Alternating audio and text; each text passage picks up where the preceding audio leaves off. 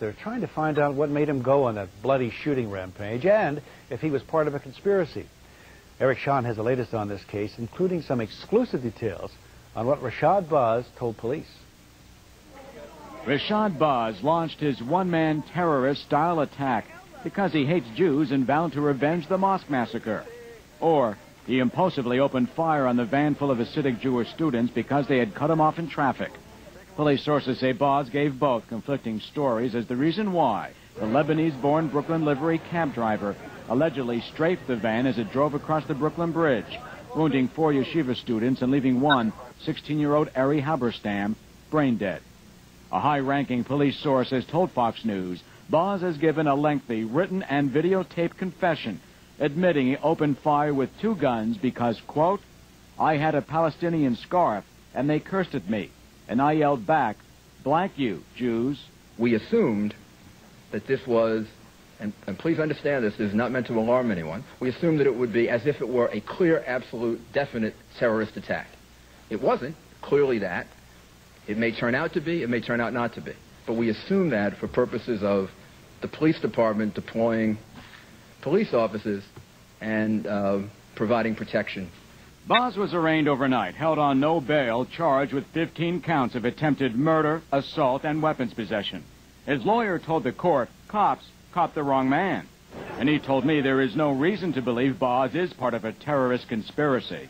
But he had no comment when I asked if Baz knew blind Muslim fundamentalist cleric Sheikh Omar Abdurrahman or the other Islamic suspects accused of bombing the World Trade Center. There's nothing more that could be done that isn't being done if we had come to the conclusion that this was a conspiracy. 32-year-old Haile Mohammed and 27-year-old Bassem Riyadi, the owner of Baz's car service, were also arrested, accused of hiding the car and weapons Baz allegedly used in the attack. For if Baz had not supposedly blown out his passenger side window in the car when he opened fire, he would have been a lot harder to catch. A motorist driving over the Brooklyn Bridge when the attack erupted frantically called 911 on his car phone, giving what police call a play-by-play description of the shooting. Authorities are praising the Good Samaritans who flooded police hotlines with tips, and a Jewish Lubavitcher leader is grateful to Arab New Yorkers who helped cops track down Baz. We thank the Arab community for their cooperation in this situation and in helping to apprehend the suspects. Authorities don't know if they're dealing with a wider terrorist conspiracy or the lone impulsive action of an apparent maniac. But so far, the only other 2 suspects arrested are accused of helping Baz after the shooting and not of planning and plotting an unspeakable and repulsive act. I'm Eric Shawn, Fox News, Manhattan. Believe that the guns used on Tuesday's attack on the Hasidic students on the Brooklyn Bridge were to have been used for future terrorist attacks designed to cripple the Middle East peace process.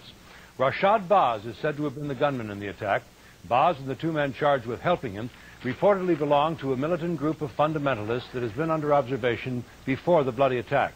ABC News says the surveillance was carried out by both the Federal Bureau of Investigation and by agents of Mossad, the Israeli intelligence service. Diana Williams has been looking into these new developments this evening and has a report. Okay. Well, Bill, ABC News tells us that their information comes from 4 independent sources. ABC does not confirm that Baz was acting on orders from a terrorist group in Tuesday's attack on the Brooklyn Bridge. He clearly may have acted on his own. But ABC does report these men belong to a militant group under investigation. According to ABC News, 28-year-old Rashid Baz and the 2 other men arrested were members of a militant Arab group in Brooklyn, a group that the FBI and Israeli intelligence had been watching for some time. Police found a stash of weapons, and according to ABC, these guns were part of a larger supply, and that members of the terrorist group were planning future attacks in order to disrupt the Middle East peace process. ABC tells us that immediately after the shooting, several people associated with the group fled the country. This man, Bassem Riyadi, ran the Pioneer car service where Baz worked. Riyadi and 32-year-old Hilal Muhammad were arrested for allegedly helping Baz after the shooting, hiding the car and the weapon. Yeshiva students is being held without bail tonight, and 2 other Arab men were charged today with helping him get rid of the guns used in the attack. But as Channel 2's Chris Borgen reports, so far, police will not call it a conspiracy. The 28-year-old Rashid Baz was arraigned this morning in court and charged with 15 counts of attempted murder, along with 4 counts of first and second-degree assault, 2 counts of criminal use of firearms, and 4 counts of possession of firearms. The prosecutor told the court that witnesses had picked Baz out of 2 separate lineups, and during questioning, Baz had admitted, he said, in writing and on videotape, having fired at the bus in anger, allegedly because the bus had cut him off in traffic. Police say they got on to Baz after he was said to have pulled his damaged car into this repair shop in Red Hook and was seen holding a gun to the proprietor's head, demanding that he repair the windows damaged by gunfire. A workman, hearing the news of the shooting on the radio, then put 2 and 2 together and called the police, who traced Baz to his home here in the Sunset Park section of Brooklyn. While police will not close the door on a possible conspiracy in the shooting, they are more and more inclined to believe that Rashid Baz acted alone when he allegedly fired that fusillade of shots at the van filled with rabbinical students. However, within hours of Baz's arrest, police picked up 2 other suspects.